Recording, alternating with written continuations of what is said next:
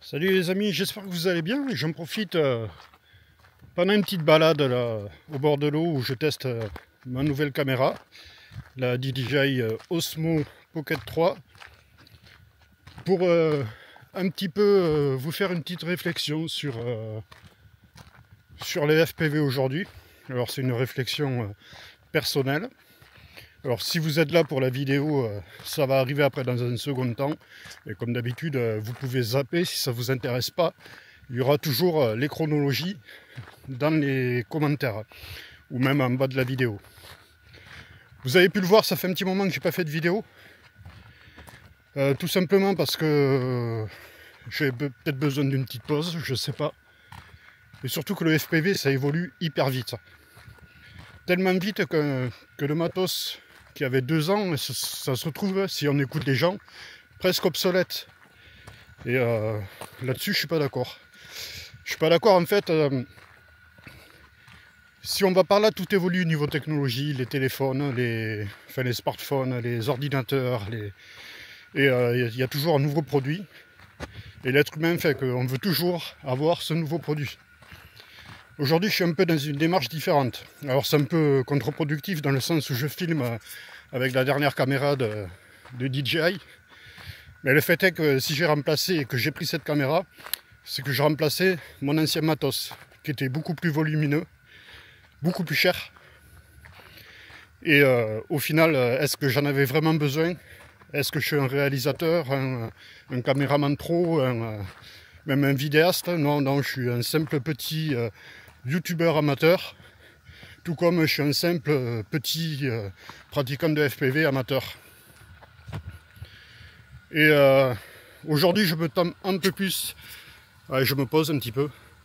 Aujourd'hui, je tends un peu plus vers la simplicité. Des choses portables, qui marchent bien, qui prennent pas beaucoup de place, beaucoup de volume dans le sac, et qui permettent quand même de faire ce que j'ai envie. Là, cette petite caméra me permet de filmer à la fois en 4K, elle peut faire du ralenti, elle est portable, elle est très vite mise en place. Là, je filme vraiment dans le profil de base, sans rien toucher.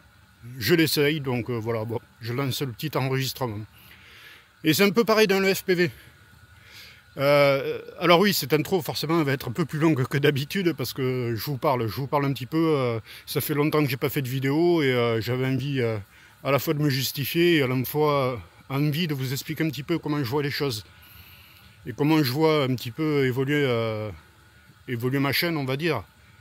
Si c'est pas vraiment, enfin c'est pas vraiment une grosse chaîne, c'est juste un petit amateur, comme je vous disais, de FPV qui s'est lancé dans les vidéos il y a 2 ans pour avant tout partager sa passion.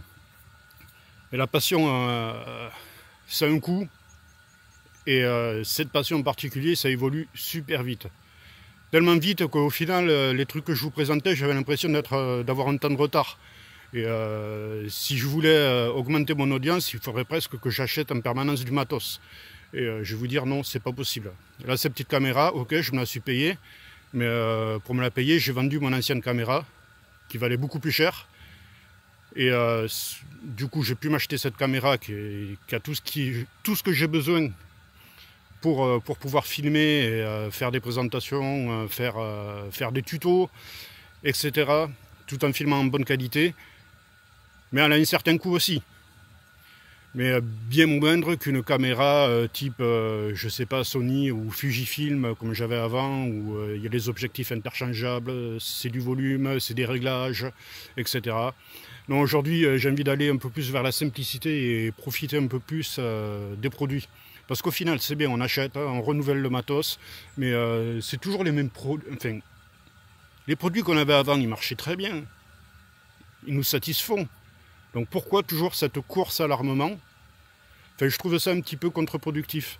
C'est un peu pour ça que je ne suis pas passé sur les Google 2.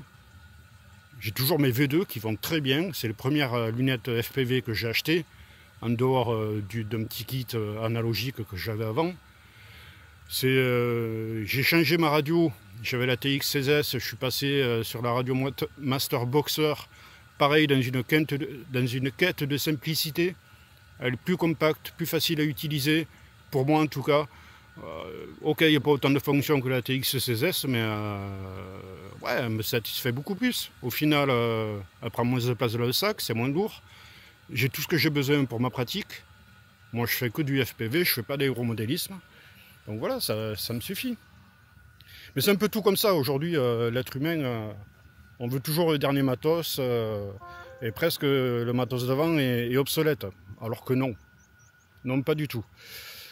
Alors, est-ce que je vais continuer à faire des vidéos? Ouais, ben pareil, dans le même état d'esprit, j'ai envie de reprendre un petit peu les vidéos, rester dans la simplicité. Il n'y aura pas forcément que des tutos, peut-être des vidéos un peu plus personnelles. Soit après vous suivez, soit vous suivez pas. C'est vrai que quand j'ai commencé YouTube, un peu comme tous les youtubeurs, j'avais un peu plus d'espoir, un peu plus de... J'avais envie de décoller un peu plus. Je me disais, ouais, peut-être que ça m'aidera à voler. Il faut que je redescende les pieds sur terre. Je suis personne, quoi. Je suis personne pour ce qu'on m'envoie du matos à tester ou autre. J'ai pas beaucoup d'abonnés. Je suis un petit youtubeur qui partage juste sa passion. Donc, bien sûr, je m'autofinance tout. Et comme je vous disais tout à l'heure, je ne peux pas en permanence m'acheter du matos pour faire juste la présentation, pour avoir des vues, entre guillemets. C'est pas ce qui m'intéresse après tout. Moi, j'ai juste envie de partager ma passion. J'aurais aimé pouvoir bouger un peu plus, pouvoir rencontrer plus de personnes grâce à ce hobby. Le fait est que, comme beaucoup de monde en ce moment, financièrement, c'est plus difficile. Donc, on reste dans la région. Et pareil, je vole pas assez à mon goût. Parce que pareil, il faut mettre de l'essence dans la voiture, il faut se déplacer, il faut aller voler. Donc est-ce que c'est raisonnable d'acheter encore du matos pour faire encore des nouvelles vidéos?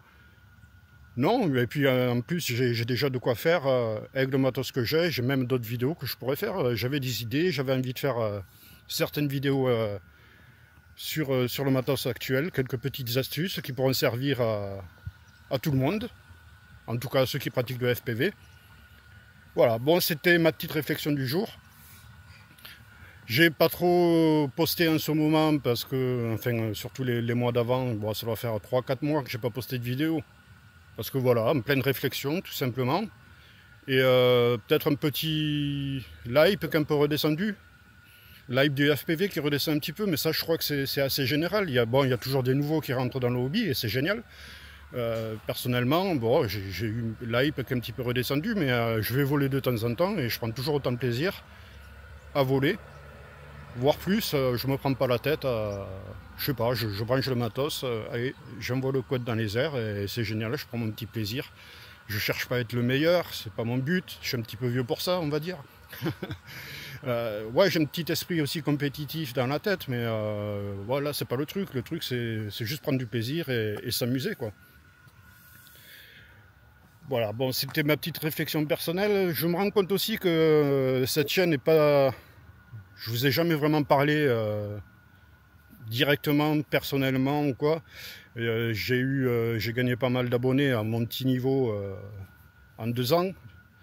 Et si vous avez envie que la chaîne devienne un peu plus personnelle ou quoi, ou que vous vouliez me poser des questions, savoir qui je suis, d'où je sors, pourquoi ce hobby, je sais pas, mes réflexions sur le hobby, n'hésitez pas à mettre en commentaire ou à poser vos questions en commentaire, c'est là aussi pour ça.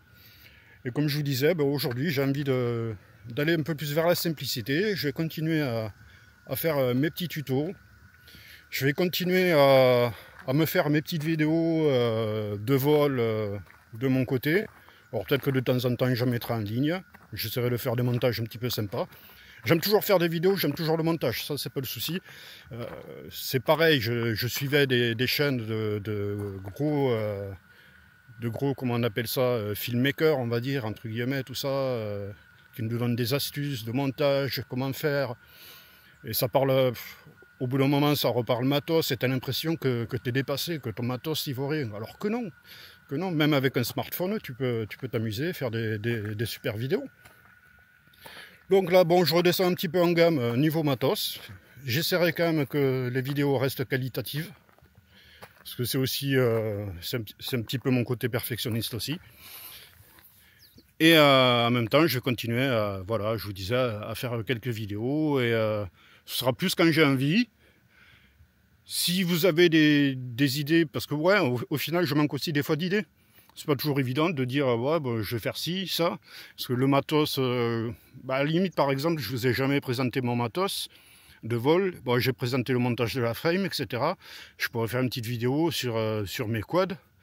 Maintenant, les quads doivent avoir, allez, 1 an. Et on pourrait croire que c'est dépassé, alors que pas du tout. Mais si on écoute les forums et tout ça, il faudrait avoir du O3, il faudrait avoir des Google 2, il faudrait avoir les dernières Walksnail, etc. Non, non. Moi, je vais rester avec mes V2. C'est du numérique qui va très très bien déjà. Je vais rester avec mes Vista. Je vais rester avec mes quads qui sont des quads géniaux. J'ai mis des bonnes frames de chez Fusion.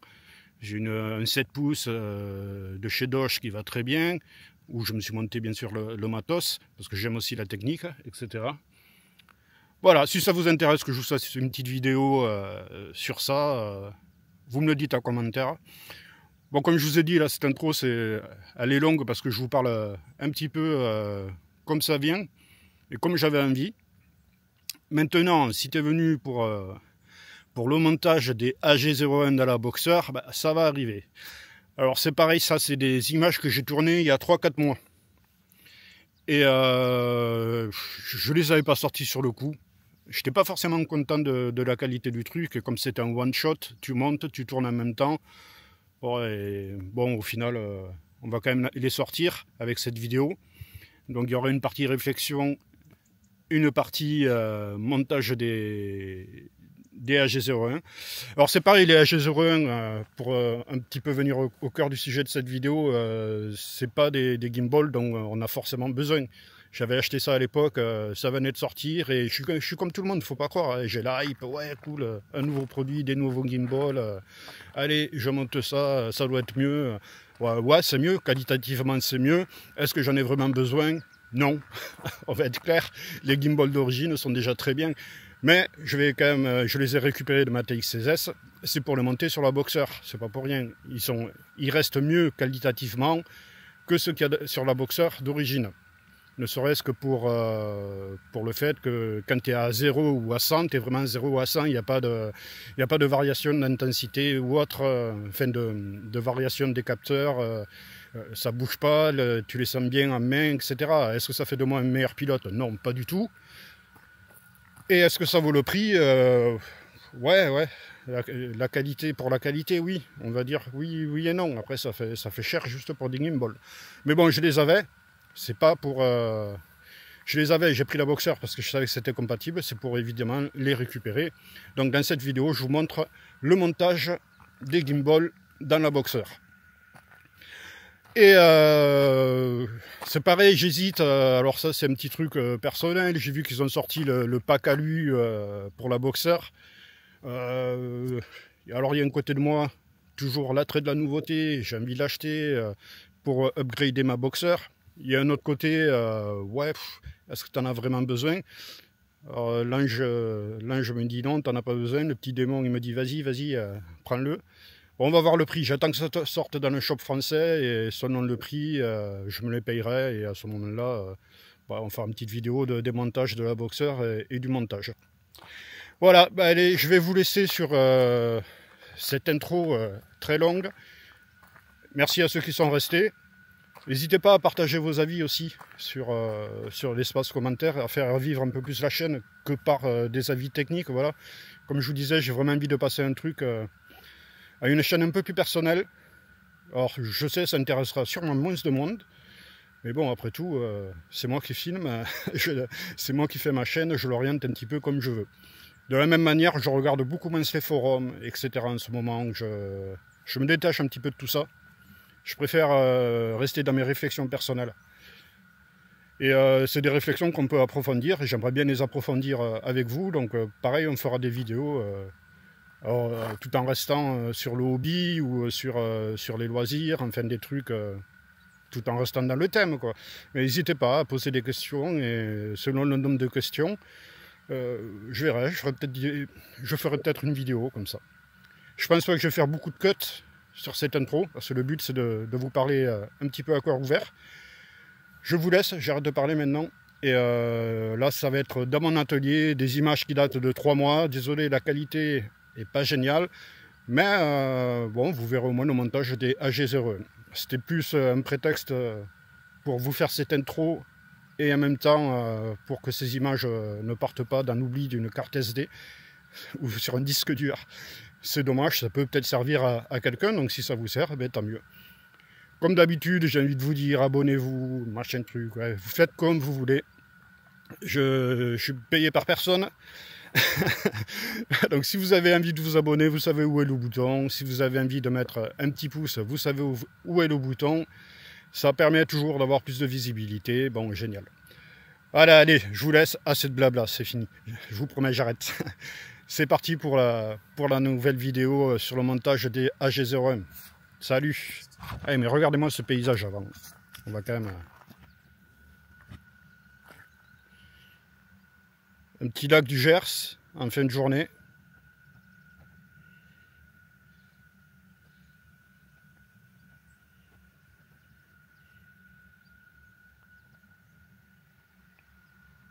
C'est assez sympa comme image avant de passer dans un bureau et lumière artificielle. Allez, c'est parti. C'est parti pour le montage de ces superbes AG01. Je ne vais pas faire la review complète, je l'ai déjà fait, il y a une vidéo disponible sur la chaîne. Ça fait à peu près 1 an et demi que je les ai, j'en suis super content, il n'y a pas à dire. Franchement, même après passer sur un autre type de gimbal, c'est difficile. C'est des superbes gimbals entièrement usinés. Il n'y a pas de plastique, tout est remplacé par de l'alu. Ils sont à la fois amortis grâce à de la graisse qui est fournie avec le packaging. Non, il n'y a pas à dire, c'est des super gimbals. Bien sûr, ça fera pas de vous des meilleurs pilotes, mais le feeling, au ressenti, il est meilleur. On sent un feeling plus solide, mieux amorti. Ça corrige les éventuelles erreurs de tous les gimbals en plastique. Quand on force légèrement dessus, vous savez, les gimbals en plastique, ça dépasse les valeurs. Ça peut dépasser les 100% de valeur, ou les moins 100. Là, au moins, les valeurs restent fixes, ça bouge pas. Oui, c'est des super gimbals. Après, le prix est élevé. Est-ce que ça vaut le coup de passer sur ça? Je sais pas. Je suis pas sûr. Ça c'est chacun qui choisit. Moi, en tout cas, je passe dessus. C'est donc ce qui était monté sur ma TX16S. Et là, on va voir pour les monter sur la Boxer. Première étape pour le montage, on va commencer par retirer la batterie. En fait, le volet se sort assez facilement. J'avais galéré la première fois, mais il n'y a pas de problème pour le sortir. Donc, on déconnecte la batterie.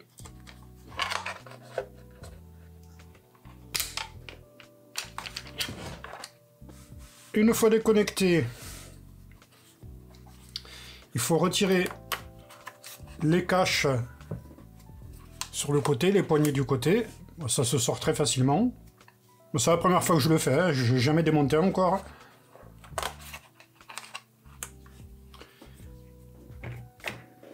Voilà, et on va avoir 4 vis. Alors, 1, 2, 3 et 4. Je vais peut-être augmenter un petit peu la luminosité. J'ai augmenté la luminosité pour mieux y voir. Donc, c'est les tournevis BTR qu'il nous faut. Alors, est-ce que j'ai pris la bonne taille? Oui. Donc, c'est du 2 mm. Ils font toutes la même taille, ça c'est bon. Normalement, on peut retirer le capot. Voilà.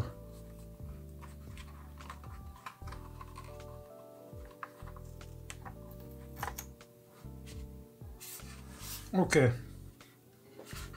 Il n'y a aucun fil qui retient le capot. Contrairement à TX16S où il faut faire attention, il y a le haut-parleur. Je regarde un petit peu comment est faite la plaque électronique. Donc les deux gimbals, il y a 4 vis à enlever. 1, 2, 3, 4. 1, 2, 3, 4. Et il faut les déconnecter. C'est même marqué dessus. Sticker. On voit qu'on a des prises pour les LED, si on veut rajouter des LED. Bon, moi je vais pas le faire. Ok, donc on va commencer par débrancher le gimbal.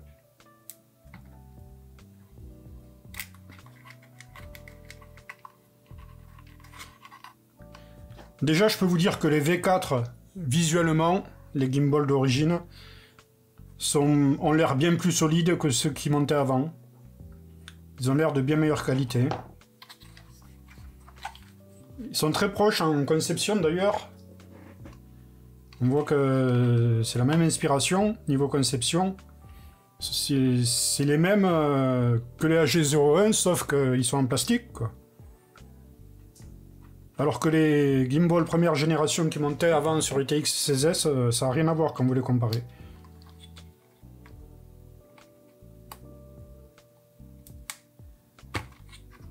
Ok. Je vois qu'il y a aussi de la graisse sous la languette d'accélérateur, comme sur la G01. Ok, bon ensuite, on démonte les gimbals. Je vais essayer de me placer la radio pour pas les abîmer. On fait attention, c'est assez fragile, c'est pris directement dans le plastique. On utilise une tête de tournevis adaptée surtout.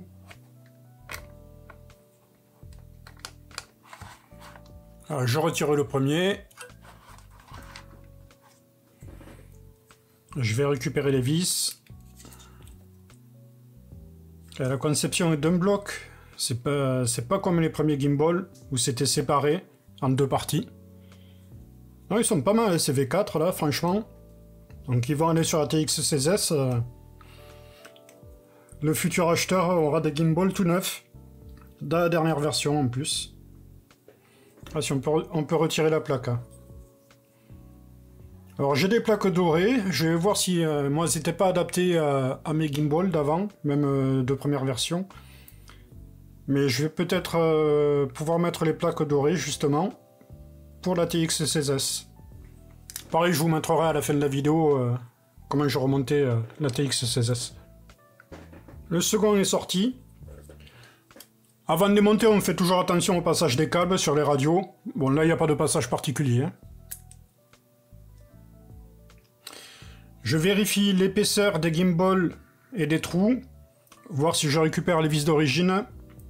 Mais mes gimbals AG01 ont l'air un poil plus courts en épaisseur, donc va falloir que je me trouve des vis un peu plus courtes. Je vais regarder ce que j'ai dans mon stock. Bon, j'ai regardé, c'est les vis les plus courtes que j'ai. Oui, de toute façon, j'ai comparé par rapport à la hauteur des plots et on devrait être bon. Par contre, il faut les serrer délicatement. Tout est pris directement dans le plastique de la façade. C'est fragile. On y va tranquillement. J'ai positionné ma G01. Alors, sans me tromper, ça, c'est celui qui va à gauche. Enfin, à droite en réalité. Et donc... hop. Donc celui-là, l'accélérateur. On les met en place, il y a les petits crans. Une fois que c'est en place, on peut y remettre les vis. Les vis, je les fais tout un petit peu prendre et après je serrerai. Pas trop fort non plus. Je vérifie bien le montage. Une fois qu'elles sont toutes prises, hop, on peut les serrer.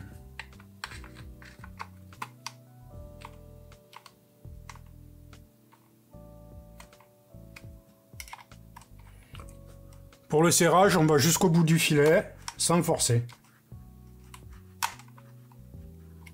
Ok, donc le premier c'est bon. Je peux brancher le câble, on fait attention au sens de montage.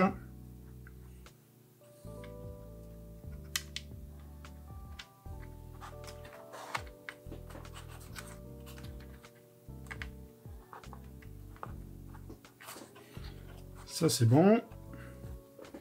Le second gimbal. Alors pour le second gimbal, c'est la même opération. Je me suis mis ma petite frontale, j'y vois mieux. Je pense que vous y verrez mieux aussi.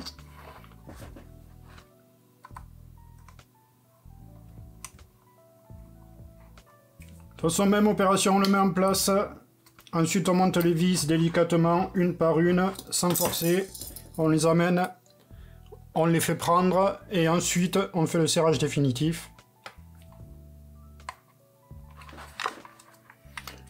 Dans l'idéal, moi, je fais mes serrages en croix pour bien répartir la charge. Une fois monté, on peut le brancher. Pareil, on fait attention au sens pour le montage. Et voilà, ensuite on peut réassembler la radio. Vous voyez, il n'y a absolument rien de compliqué. C'est un peu comme les Lego. On débranche, on démonte et on remonte et on rebranche. Une fois assemblé, j'en profite pour regarder un petit peu la PCB de la radio. Donc comme je vous disais, c'est bien propre. On a le système pour les vibrations, la carte SD ici, le petit ventilateur pour refroidir le LRS, la pile qui permet de conserver la mémoire s'il y a besoin de la changer.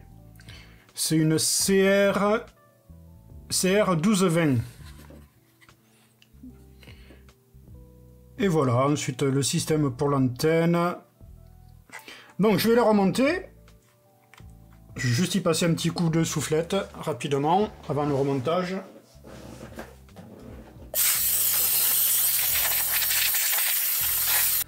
Donc, pour le remontage, c'est le sens inverse du démontage, forcément. On fait attention au câble, on vérifie bien le passage. Faire attention qu'il ne se coince pas dans la plaque au remontage.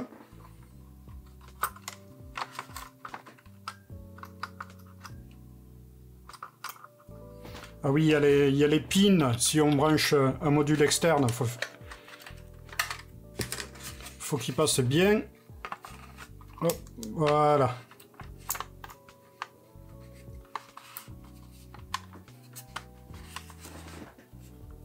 Aucun câble n'est coincé. C'est parfait.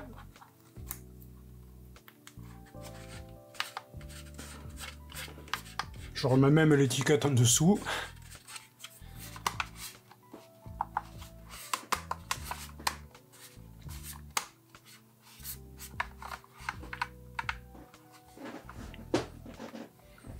Je peux remonter mes vis. Les vis c'est pareil, les vis du capot je les fais un petit peu prendre. Ensuite je serrerai bien le côté que je veux visser et je visserai sans trop forcer, c'est dans du plastique directement. Une fois les vis remontées, on remonte les poignées latérales.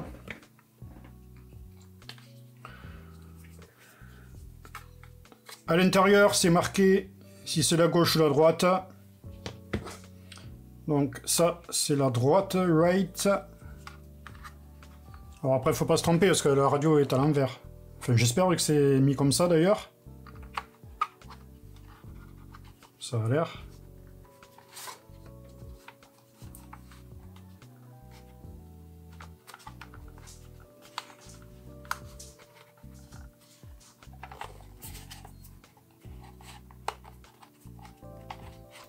Ça se remonte facilement. Ça se démonte et ça se remonte très facilement.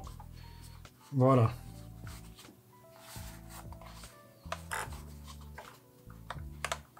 Impeccable. Je retrouve le feeling de mes AG01. Alors, par contre, il va falloir vous régler votre course. La résistance du ressort, vous pouvez la régler également. Pareil, l'accélérateur, on peut régler la course de haut en bas. Moi, je les avais réglés sur ATX 16S. Je les avais mis un peu plus courts parce que j'avais du mal justement, j'étais pas à l'aise. Mais celle-là, je vais refaire ma position. La seule chose que j'ai oublié de vous montrer et qui est sous le capot, je vais pas tout redémonter parce que c'est pareil sur les gimbals d'origine. C'est pour l'accélérateur, pour régler la tension, pour qu'il soit plus ou moins dur. Donc ça, c'est pas... Pour qu'il soit plus ou moins dur. Pour régler la résistance, vous avez deux languettes. Une languette, si vous la serrez, elle vous rajoute cette languette. Si vous la serrez, elle vous rajoute des crans à l'accélérateur, des petits crans qu'on peut sentir. On ne s'en sert pas en général en drone FPV, je connais pas grand monde qui vole avec ça. peut-être plus en modélisme, c'est intéressant pour les avions ou autres. Et pour régler la résistance à l'accélérateur, ça va être celle-ci qu'on peut un petit peu visser. Et ça augmente la résistance de l'accélérateur. Voilà. D'ailleurs, je la trouve un petit peu lâche, par exemple. Je le trouve un petit peu lâche, cet accélérateur. Je vais directement le régler.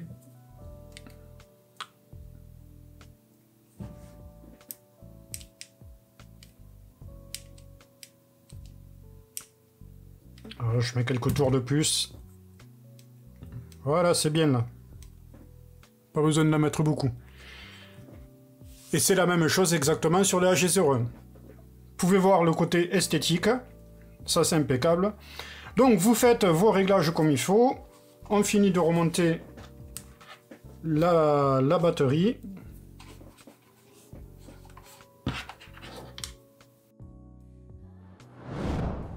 Donc voilà, j'ai fini de monter mes deux capots, rebrancher la batterie. On va pouvoir démarrer la radio. Bienvenue Fractal sur Edge TX, bon vol. Ok, déjà la radio démarre Alerte nickel. manche des gaz. Alors forcément, il y a une alerte manche des gaz, puisqu'il faut que je les règle. Donc, une fois que vous avez redémarré votre radio, ce qu'il faut faire, même avant de la redémarrer, vous pouvez régler la course de vos sticks, la course physique. Et une fois que la course physique est réglée, vous faites un calibrage des sticks. Pour ça, on va dans Système. On va dans le Hardware, voilà. Et on lance une calibration. On va en faire une. Même si après je vais la refaire parce qu'il faut que moi je me règle les sticks. Donc on met bien les sticks au milieu. Et tous les sticks, enfin les sticks et également les potards au milieu. Et également le bouton 6 positions. Reset chrono 2. Voilà. Une fois que c'est au milieu, on fait entrer. Il nous demande de faire le midpoint, le point milieu. Donc moi c'est bien au milieu, tout. Ok.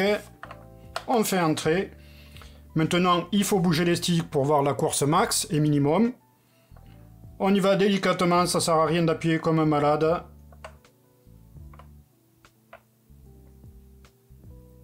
Ok, on fait tous les sticks, le potard. On va bien jusqu'au bout. Bon, je le fais même 2 fois, c'est pas dérangeant. Ok, le bouton 6 positions.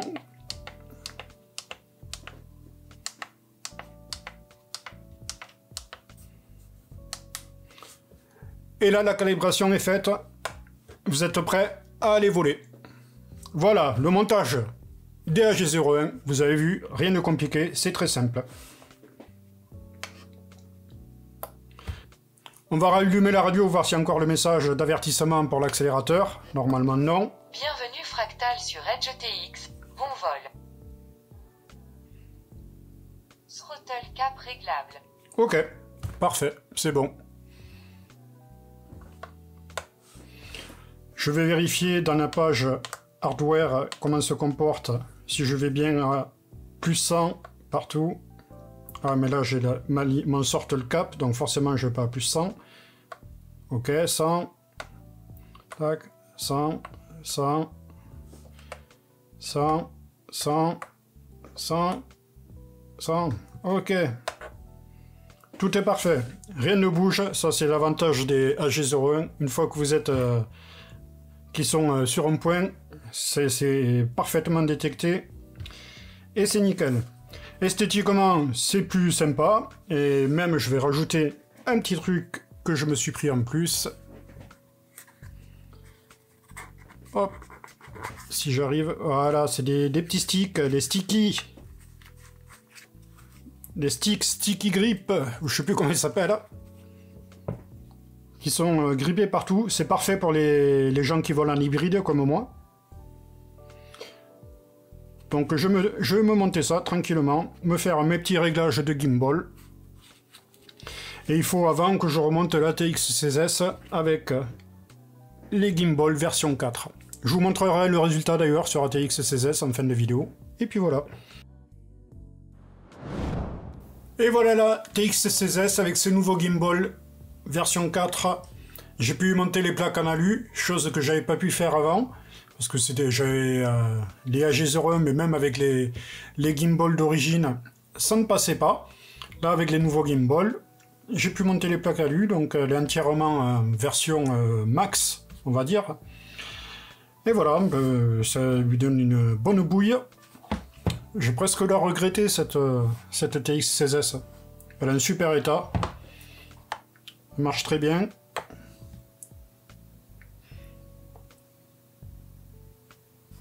Bienvenue sur Edge TX. Alerte inter. Sécurité 1 watt. Parfait. Bon, je l'ai calibré, bien sûr. Fait les choses dans les règles de l'art. Voilà. Merci les amis d'avoir regardé cette vidéo. Le soleil se couche. J'ai passé un petit moment assis au bord du lac à contempler, à méditer. Bon, merci à ceux qui ont regardé cette vidéo. Merci à ceux qui ont regardé l'intro, très personnel. C'était des réflexions et ça reste des réflexions personnelles. J'espère que ça incitera un petit peu les réactions dans les commentaires et que je pourrai échanger un peu plus avec vous, voilà, que ce soit un peu plus interactif. Les lunettes, c'était pas pour me la péter, hein, c'est que je suis myope, et sans lunettes, et en plus quand il y a du soleil, j'y vois vraiment pas bien. Voilà, je vous dis à bientôt pour une nouvelle vidéo. Enfin, j'espère que je vais pas attendre 3 mois pour me décider et faire une nouvelle vidéo. Et comme d'habitude, non, j'ai même pas envie de le dire. Tu fais ce que tu veux, tu es le bienvenu sur cette chaîne. Si tu as envie de t'abonner, tu sais où c'est. Si tu veux mettre un pouce, tu sais où c'est. Allez, ciao, à bientôt. Ah, je me lasse pas de ce paysage. J'ai quand même la chance d'habiter dans un coin comme ça. Vive le FaceTrack. Allez, ciao.